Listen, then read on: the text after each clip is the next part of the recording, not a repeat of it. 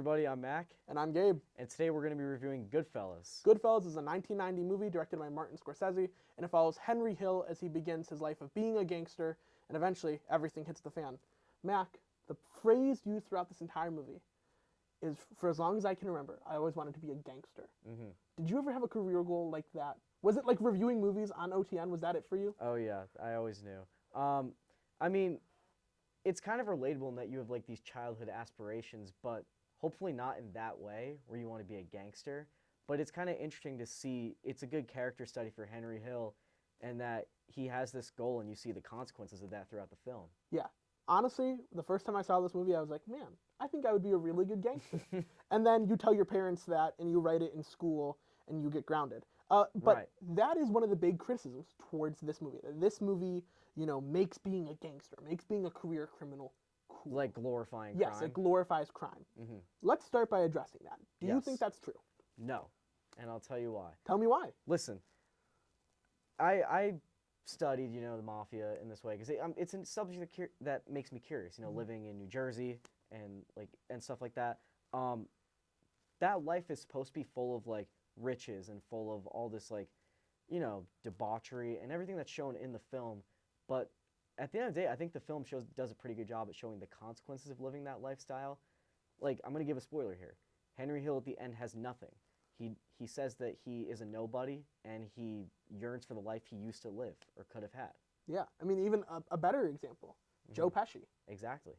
He gets whacked, as they say in the mob that you and I would Yeah. do well in. Okay, this is an iconic movie because of its fantastic performances and the fantastic directing. Which one do you want to hit on first? Let's start with the performances. Okay, I we gotta start with Ray Liotta. Ray Liotta, who should have won the Oscar for Best Actor this year. Yeah. It is a travesty that he did not win.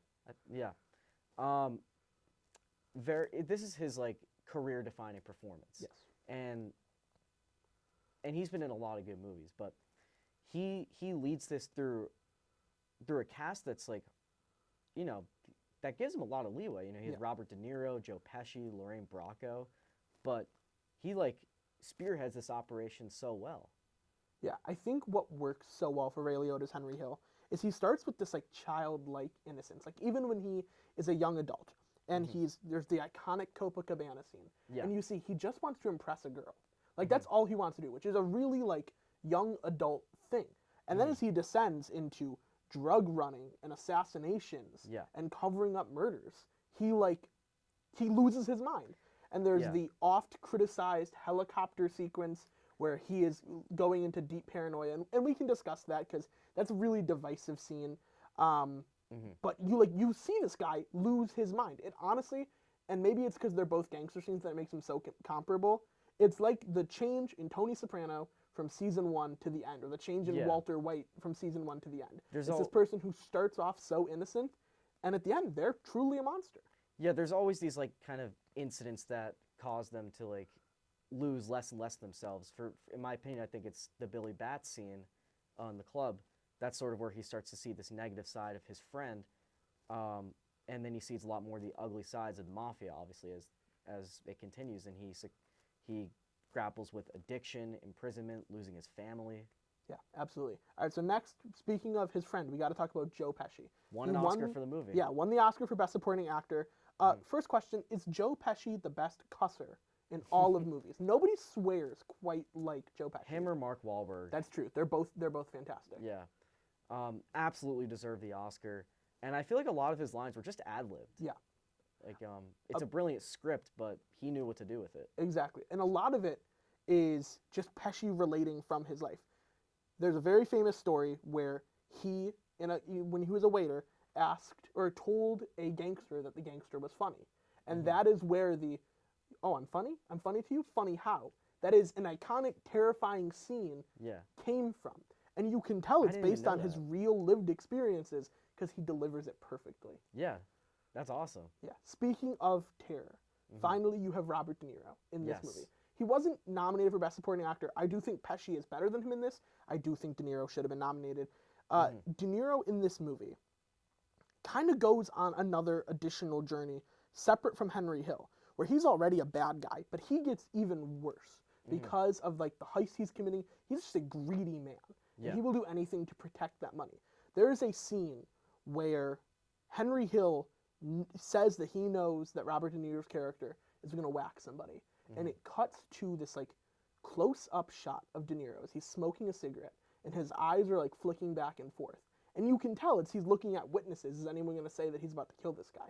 It's fantastic, and it's so subtle. But he also knows how to overact. Robert De Niro is often accused of being an overactor, not quite the level of Al Pacino. But there is the scene when he hears that Joe Pesci is dead, and he's in the phone booth, and he destroys the phone booth. Knocks the phone booth over, yeah. Fun fact, they can only do that scene one time because Robert De Niro legitimately broke that phone booth. I didn't know that either. Yeah, That's he really still funny. has that raging bull strength. Exactly. Okay, so talking about the directing, Martin Scorsese. Yeah. I need to ask you, is this your favorite Scorsese movie? It's up there. You know, Scorsese. I mentioned this only the other day. The first Scorsese movie I ever watched was Hugo. Like that's what kind of got me introduced to it as a younger kid, and then probably like Wolf of Wall Street from there. Then I started getting into this stuff. This movie, I think, captured me the most with like the plot and all these, you know, all these elements in it, and it's a true work of genius, I think, behind it. Yeah, my first exposure to Scorsese was Shark Tale in 2003, where he plays the pufferfish. Yep. And like that is Martin Scorsese, so fun fact. But then like when you go back and dig through his filmography, you find that this man is the master of genre. Yeah. You know, he nails the gangster epics in Goodfellas, Casino, Irishman. You have Raging Bull, which is a really interesting character piece. Taxi Driver, that is like a seminal piece of cinema. But he also can do Wall Street. Exactly, like biopics like Wolf of Wall Street, psychological horror like Shutter Island. I'm sorry, I'm being a nerd about Martin Scorsese because he's one of my favorite directors. I'm sorry for nerding out, but let's talk about his directing in this movie. Yes. I want to start with the Copacabana scene. Maybe some of the best directing ever. One long shot where, you know, you have Ray Liotta's voiceover introducing everybody. I love that. Exactly. It's one shot. And like we are brought in and seduced into this world of crime the same way that Lorraine Bracco's character, and we should talk about her. You know, she became famous for being Dr. Melfi in Sopranos after this. She does a really good job. And like Ray Liotta's a very charismatic actor. He like kind of does it too much in Copland compared to this. Yeah. She does a good job of not being blown off screen by him, and I think that's really admirable. Yeah. And just like a fun fact, that's she was offered the part of Tony's wife in The Sopranos. The reason she didn't want to play that is because she thought it was too similar to this role. Mac, we were just bringing many fun facts. Yeah, today. We were just fun fact gentlemen. Also, another actor I want to mention is Paul Sorvino. Yes, who as absolutely Pauly. kills it in this movie. Yeah. No movie scene makes me hungrier than Pauly cutting the garlic with the razor blade. Every time I watched it, I'm like, I should go get some Italian food. One of the more underrated and powerful scenes is when Henry Hill is begging for forgiveness for Pauly for lying to him about his involvement with the drug trade, and he says, like, you made me look like a jerk. We have to part ways. Yeah, and he like gives him the money and sends him on his way. It's fantastic, and a lot of the parts of this movie that really shine are because of the screenplay. It's written by Nicholas Pileggi, who wrote the novel that this is based on, and Scorsese actually helped write this.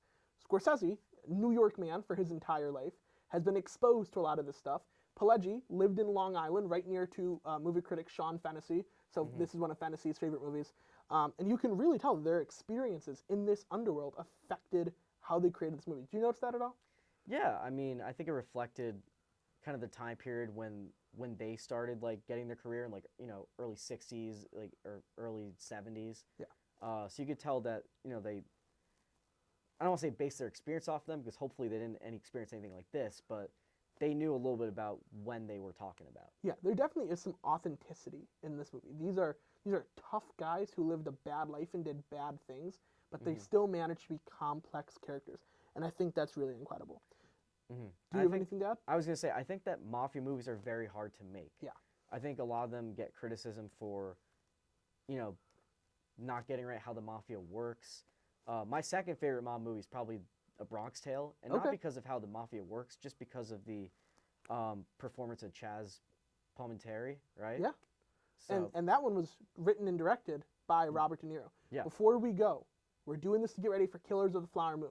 yeah, So I gotta which we're ask seeing you- tomorrow. Which we're seeing tomorrow. Me and you, we're gonna hold hands in the movie theater. Exactly. It's gonna be fantastic. We'll have already seen it by the time this video comes out. But I need to ask you, Yes. do you think that movie is gonna win any sort of acting Academy Awards? Like, is De Niro gonna finally get his Best Supporting Actor? Well, I think Leonardo DiCaprio will get nominated for sure.